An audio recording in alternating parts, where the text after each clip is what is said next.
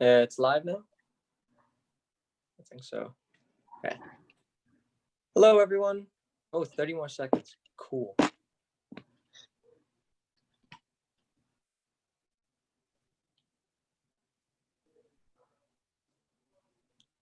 Okay. Hello, everyone. Welcome to this week's live chat.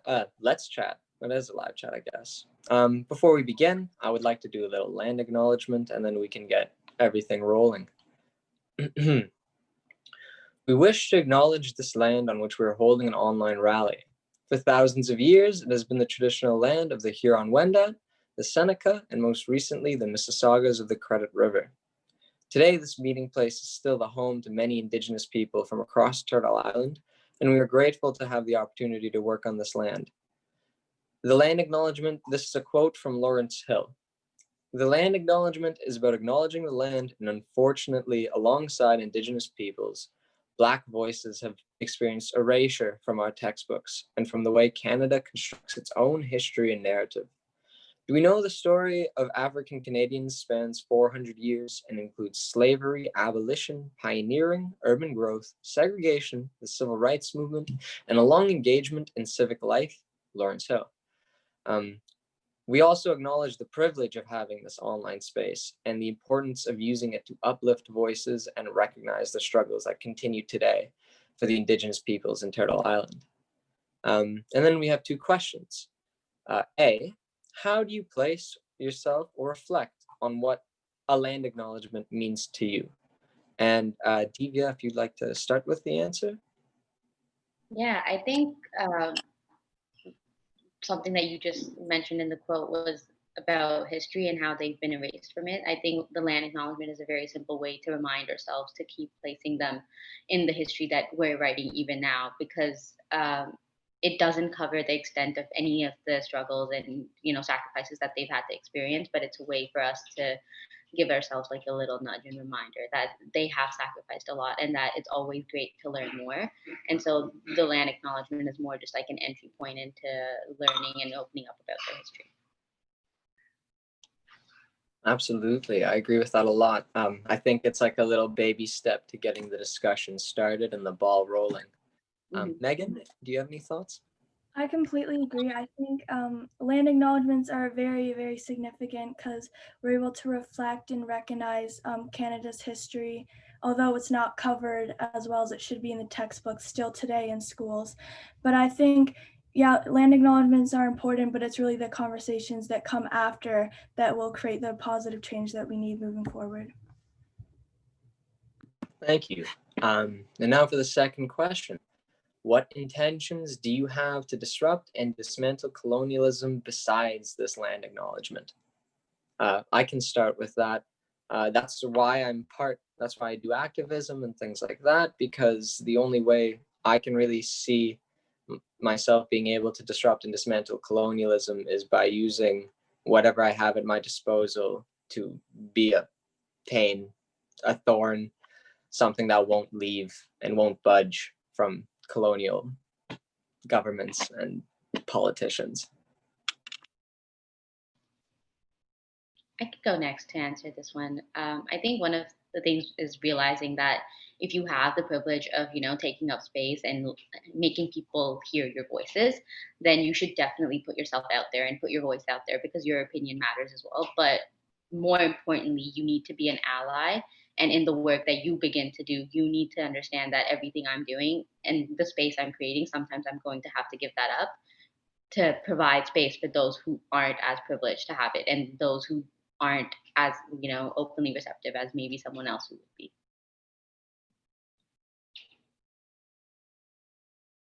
Thank you. Sorry. Yeah, I completely agree with what both of you had to say. But to add to that, I just always want to make an effort to learn as much as I can about every culture and religion, especially Indigenous voices in Canada, and always take what I've learned and share it with others and use what I've learned to drive me to make positive change, whether that's signing petitions or calling politicians. And I'd just like to add, like a few days ago, I didn't even know what dismantling colonialism meant. I still hardly know how to say it, but I think even just in learning that, I'm able to understand more about how I can just help others and stuff. So yeah, I'm always gonna try to learn as much as I can, whether that's just learning 2 words. Thank you. Great responses. So now I'd like to introduce the theme, which is let's talk about the public's relations with the government. And I'm going to introduce our speaker today. Divya is a recent University of Waterloo graduate, where she completed her Bachelor of Science. She currently works at a transportation engineering consulting firm and will be returning to U Waterloo in September for her Master's in Environmental Studies. As an avid outdoor enthusiast, Divya carries the privilege and awareness of understanding how our impact to and how we impact and our responsibility towards the environment. Through her experiences and concerns, Divya has developed a deep passion for the influences of human activities on the natural environment, wildlife, and their habitats. Divya is primarily interested in reshaping existing political, economic, and social frameworks for wildlife conservation and foster preservation of the Earth's natural biodiversity. In her spare time, you can find Divya hiking on one of the many beautiful trails in and outside of the GTA with her adorable pup Max and reading wellness books or studying astronomy. And now I'd like to pass it on to Divya to just quickly explain what Community Climate Council is. Right. Thank you for the introduction. So, Community Climate Council, we started off as a grassroots organization, and our mission is basically to empower communities, specifically in Peel region, to take climate action. And we do this through, climate literacy, climate education, access to just basic climate knowledge, and the ability to take climate action, but also with working with our elected officials. And I think that's why I am here, because I am the lead of the political advocacy, I guess, like branch of what we're trying to accomplish. And so far we've had like meetings with politicians. We recently just incorporated, so far it's just been trying to get the ball rolling, getting our name out there, introductions, but the end goal is to create the space for environmental work in Peel region, because we really felt like there wasn't as much being offered specifically in Peel region, given that it's a suburban environment, as much as there was in Toronto or other more urban areas. So that's how we started. Thank you. And now we can get into the actual questions. Oh, but before that, I should honestly probably explain what Fridays for Future Toronto is too. Fridays for Future Toronto is the local Toronto chapter of Fridays for Future. Our mission is to create a space for youth to advocate for a better world and for a future that recognizes and implements Indigenous rights, uplifts marginalized voices and communities, and follows the principles of climate justice. You can ask us any questions in the comments, YouTube chat, whatever. Anyway, we'll go to the first question. So, question number 1. How difficult is it to actually maintain a working relationship with politicians? How much effort do you feel is put in from both sides? Is it equal or unequal? And who is it equal or unequal to? Right. So I think it's hard to like categorize it, because a working relationship with your politician is not something that you would typically think of a working relationship, because there's no constant communication or updates or even opportunities to work together. And there are, even in just Peel region, there's a lot more politicians than there are organizations that are trying to work with them. So we've had to, and we still do, we try to build relationships, with multiple politicians, sometimes at the same time, sometimes it takes longer to, get in touch with one than it does with other. And the progress is slow because, their priority is not just the work that you're doing, but they have to care about the community and, the broader scope of it in general.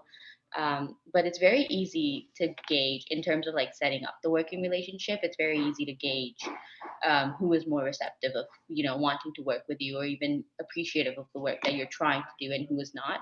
So you sort of know who you'll be needing to spend more time on building that relationship with, versus who you'll just automatically get like hit the ground running, try to find opportunities to work together, and already have your foot in the door because they've let the space open to you. um, so in that sense, effort also varies because some politicians, I guess it's not unequal, because sometimes, like I said, we also try to engage with multiple politicians at the same time. They're also handling multiple, priorities at the same time. So some politicians, it definitely does take a lot more pushing to get your foot in the door. But so far, we've been fortunate enough to work with politicians who, appreciate the work that we're trying to do, given that, the work we're doing is pretty niche in Peel Region. And we're one of like the few organizations that are just starting to now do environmental work in Peel Region. But regardless of that, I think once you identify that, we have a common goal, whether it's, overall betterment of the community or specifically environment related, it's easy to get the ball rolling on a working relationship. And especially once you establish that I am a resident and you are serving the community of which I am a resident, there's just like this unsaid need to maintain that effort from both sides. Very interesting. Just a little follow-up question. You mentioned that you can tell who is more receptive and who isn't more receptive. What are just a few like little tips or like tell-offs of who's gonna, like in an email like that you get back, who is gonna be more receptive? I guess in an email, it's sort of harder to read because, especially right now, because it's, we've had emails back for like months where, they haven't been able to make time to meet with us. And that's also because of COVID. They have this pandemic to focus on. And so it does feel unfair to take their attention away from that. But outside of emails, I think when we met with politicians, there were some who who came up to us. They gave us their business cards and they were like, contact us, we love what you guys are doing, we love working with you. And then there were some who were just like, pat on the back, like, good job, you guys are doing good. Or they'll just be like, oh, you should connect with this group because this group is also doing what you're doing, and sort of just like passing responsibilities around without actually acknowledging that we're trying to work with them. Or they'll just mention stuff like, oh yeah, we've already worked with this group, we already do what you guys are asking us to do. So it's pretty easy to see who's genuinely interested and curious about your work versus who's like sort of pushing it aside in a friendly manner. Thank you. Now I'll pass it to Megan to ask the next question. So when actually reaching out to politicians, do you know any tips to get them to respond better or faster?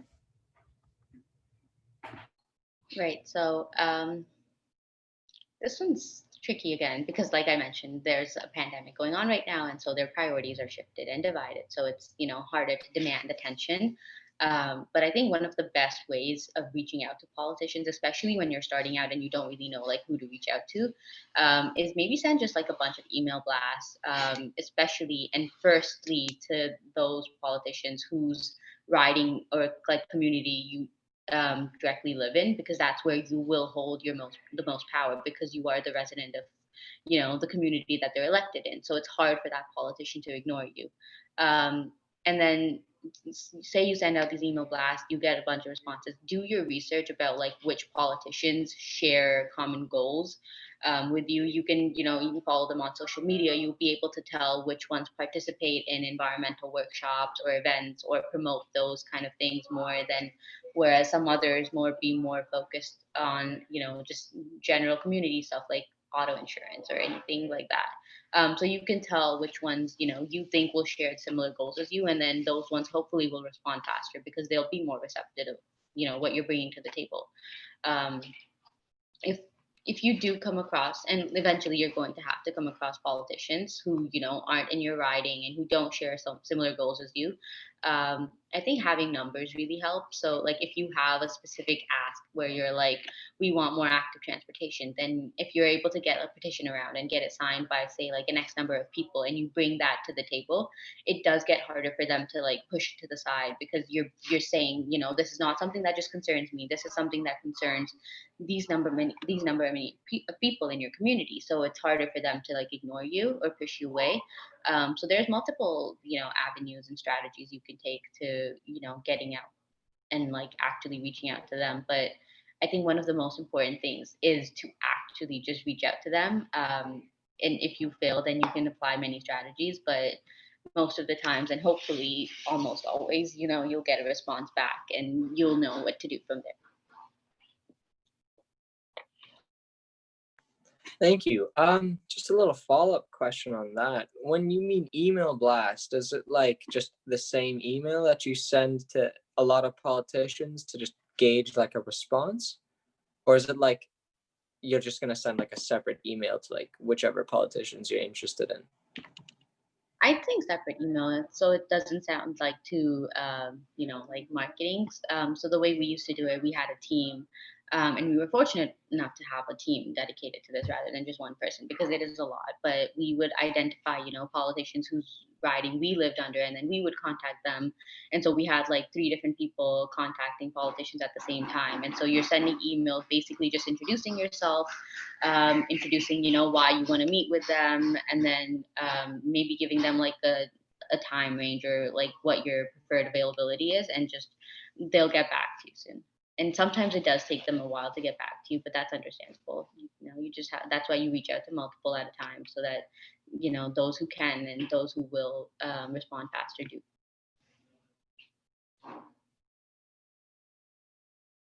Thank you. Now for the third question.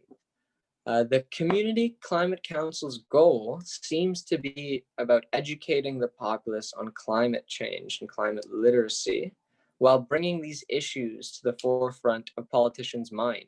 So, what is the Community Climate Council doing to actually accomplish these goals? Right. So I mentioned our mission statement before, but it's pretty simple, narrowed down. It's to empower communities to take climate action. And so the approach that we're trying to take for this is, I guess you can say, three-pronged. So one side is we have our, climate literacy and education, where we believe that it's important to disseminate the complex or, buried knowledge or information that might be common to, say, you and I, because we are already in this, field of environmental work and activism. But for others, these local climate action like strategies or statistics or issues might not be as easily available or understandable. So we want to try to like take knowledge and easily transfer it, so that it's easy to understand, easy to access, and easy to take action on.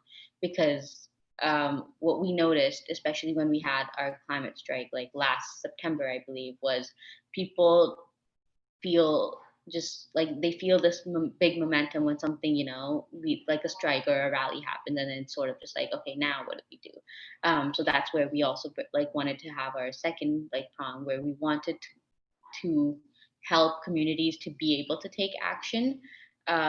So it doesn't have to be just climate action. It could be anything related to like active transportation, because of why it troubles you. It doesn't have to be an environmental reason of why it troubles you. And climate action doesn't have to start and stop with us. So, so far, to get the community involved, once they understand what we're trying to do, to get them to work with us, is we've been holding, virtual workshops and events. And we definitely, can't wait to sort of hit the ground running with in-person events and activities when it's safe to do so. But we didn't want to just get people involved and have them understand to sort of just like leave it there. And also, when you're trying to make change, it's really important to get, local elected officials involved, because they're the ones who actually hold the power and authority to, make a difference on these changes that you're proposing. So that's where like the third, I guess, strategy of what we're trying to do comes in, is to get the information and knowledge that we obtain from the public about the issues and concerns that are important to them to the politicians, and then sort of be like the mediator or catalyst for that change. because it's a lot harder to ask like 500 people at once to reach out to one politician and monitor the change that's happening. Very interesting responses. I'm going to pass it on to Megan to ask the next question. Okay, so the next question is, how is the Community Climate Council engaging with and involving either local communities or the general populace? Well, so the community that we're, sort of keeping ourselves to for now is Peel Region, because that's where most of our members are from.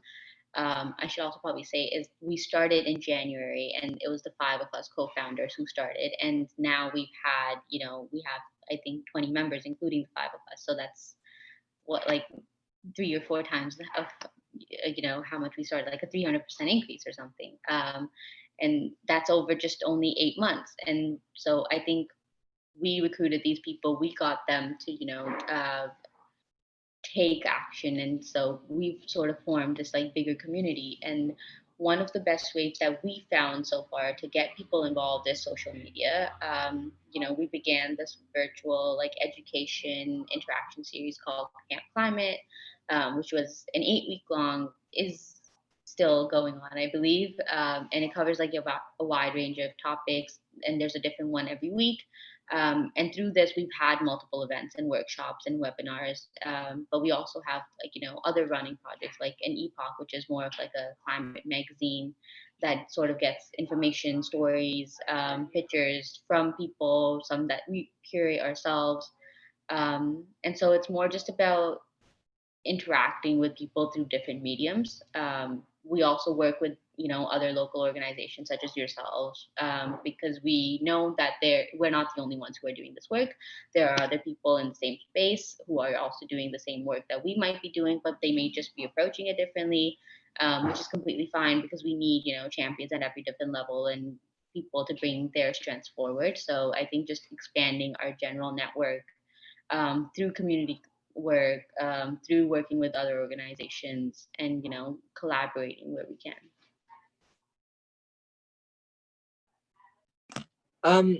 So I just wanted to ask a follow-up question. I noticed that on the website you have something called a climate cafe. What does that exactly entail? Right. So that was an initiative that was started by one of our members. She was very interested in, understanding the mental health aspect of climate change, and like how climate change affects people's thoughts, emotions, feelings. And she wanted to provide the safe space for people to come and discuss that, because there's, a lot of like eco anxiety, and sometimes people don't feel comfortable, especially when you attend a webinar, where there's, experienced people talking about climate work that they're doing. You don't feel comfortable bringing something that troubles you forward, because you sort of feel like trivialized almost. So Climate Cafe provides a safe space for people to voice their opinions, their concerns, their thoughts, their emotions. And this was started by one of our members, and so we support her in this initiative. I have another.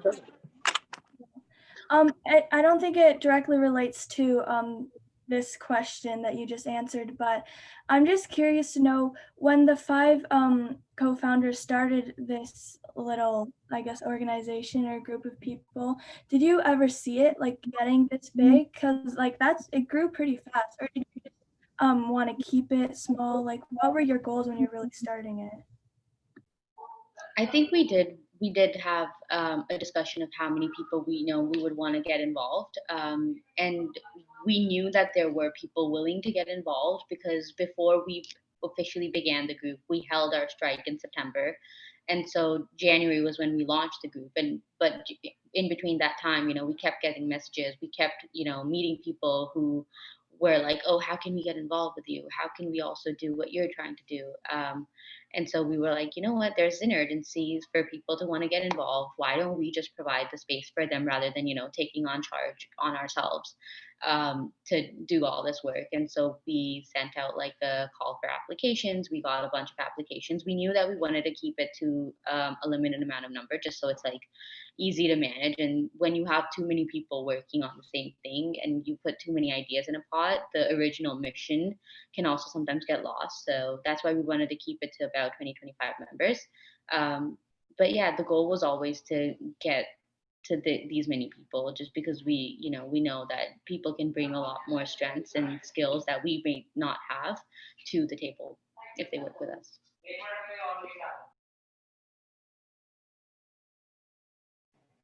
Thank you. I'm going to ask question number 5 now. And what is, well, you kind of touched on this subject a little bit, but I guess you can go more in depth. What is the best way that people can begin to get involved with their local politicians? Right. So this question's super important for me because I think people always feel like they have to be, volunteering or part of an organization or have already done something really big to get involved with your local climate. Local elected officials, which is not true. You are a resident of the community and in which they were elected, so you already hold that power. So one of the best ways you can get involved is to just speak with them, set up a meeting if you have a concern. Participate in discussions that your politicians host or attend. You can find this by following them on their social media, or even just attending, the events that the city or the region holds. You can attend council meetings. We didn't even know this ourselves, but the council meetings are open to the public, to just sit in. They don't have to participate. They can just sit and listen to what's happening and how the decision making process works. But if there is something that's really troubling you and you want to get your voice out there, then you can delegate. It's the simplest thing. You just have to fill out a form for delegation.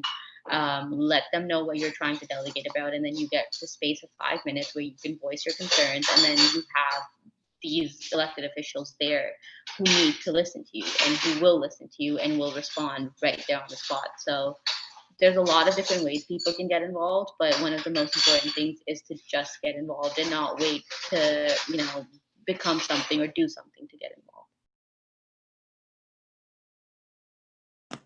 So with the delegation, how exactly do you go through that process? You might have cut out a little bit for me because I'm unsure if you explained it fully or not. I didn't. So what we did was, I believe this was back in October, if I'm not mistaken. But the region was bringing forward their climate change master plan, and we knew of this. So we didn't have a specific issue of why we wanted to delegate. Some people in the past have had specific issues of why they've delegated, like, oh, there's too much cigarette butt littering, so maybe we should put like little, I guess, like garbage cans or for something for people to like put their cigarette butts in there rather than litter them on the floor. But our reason for delegating was to bring forward our support for the climate change master plan that we knew was coming forward during that meeting. So the way to go about delegating is if you go on the city or region website, you can probably even just Google this, and if you try to type in delegation, then it'll eventually lead you to this delegation form that you fill out and submit, and the instructions are written on the form of who to submit this to. And then the city or the region clerk's office reaches back to you, just letting you know if they need more information or if your delegation is set and for what date. And then so you go into that council meeting, and then they let you know that this is the agenda, this is when you're going to delegate. You're the third or fourth delegation of the period. And then you just, you don't have to prepare a presentation if you don't want to. Nothing gets displayed. It's all just on like the counselors' screens, and so you just get these 5 minutes where you really get to voice your opinion. So our reason for delegating was, we want to support the climate change master plan, and we want you to take it seriously, and also just introducing ourselves as the organization, because we knew that we would be upcoming as community climate council to do work in Peel region.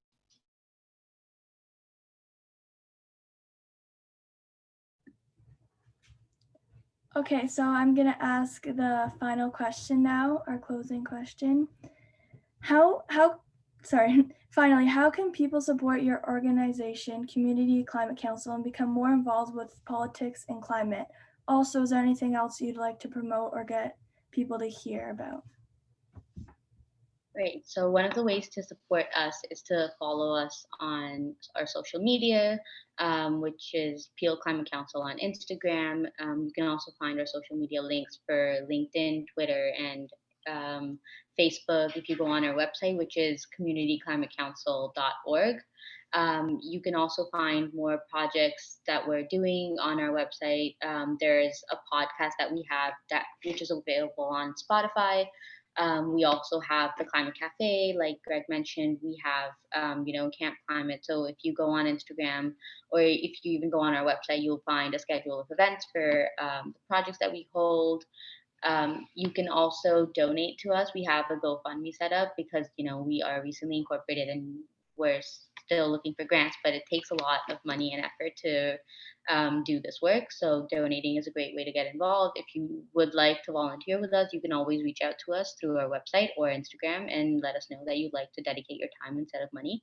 And mostly just getting involved with politics is you can either support the work that we're doing or you can let us know what you would like us to do and we can try to focus on the issues that concerning you, and this is specifically for people who live in Peel region because that's the community we're focusing on. Or you can, like I said, just get involved yourself. If something really troubles you, we have guides of how to reach out to your local MP or MPPs, and so if you follow those, it should be pretty easy for you to get involved yourself and take initiative on something that troubles you directly.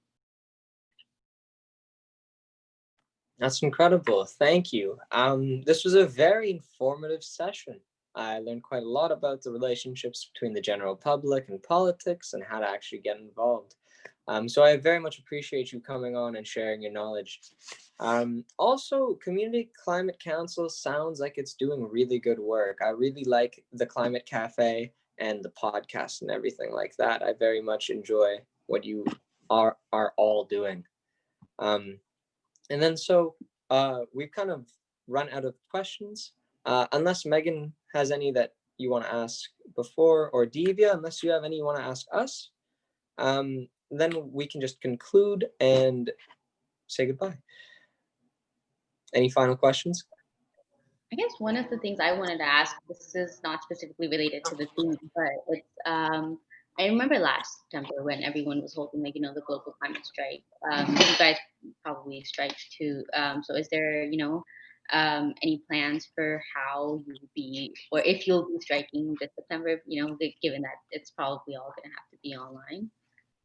Great question. Actually, we're going to be holding physical space on September 25th at Wesleyan Bay from 12 to 3 p.m. It's going to be a sit-in, so it's not going to be like a march or any of our usual jazz. It's going to be a bit different, but we are doing an actual physical action. And we might be having like online actions that day too, and we might be having further actions throughout the week with other groups. So that's great. Anything else, Megan? Then I think we're good. I just wanted to note that I know sorry, there's a bit of a lag.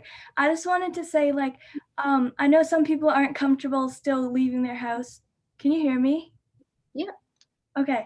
Some people aren't comfortable leaving their house, and I think I just want to foreshadow what Divya already said. Like, you don't need a big strike or an organization to work with in order to make change. There's really things that you can do on your own at home. So if you're not able to participate in the strike because you're a bit scared of leaving your house still, I think there's actions you can do on your own.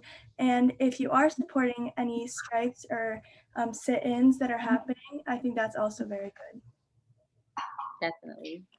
That's a great point to bring up, actually, because we are in the middle of a global pandemic, and it might seem a little scary. Well, it is a little scary to actually go out in public right now, and especially if you're going out in public where you think there'll be a crowd. But with at least with our strike and at least with our event and with other events I've been to in the past, like I went to a defund the police event, organizers have been taking steps with the whole COVID safety thing. Placing X's on the ground, making sure that everything's socially distanced. But no, absolutely, you do not need to actually come to a strike if you feel uncomfortable. You can do 1,000 things at home. Everything adds up when people are doing different things at the same time. It all truly does add up. Absolutely, yeah, because you can't do everything just by your lonesome. You've got to have people doing everything else as well. Yeah. Anyway, I think we can call it a day, unless anyone else has any final closing comments. Okay. Thank you, Divya, for being here. It was actually a very informative session. Very much enjoyed myself. And thank you, Megan, for being a co-host. It went pretty smooth. And thank you, Amina, for doing all the background work. And I think we can end it now.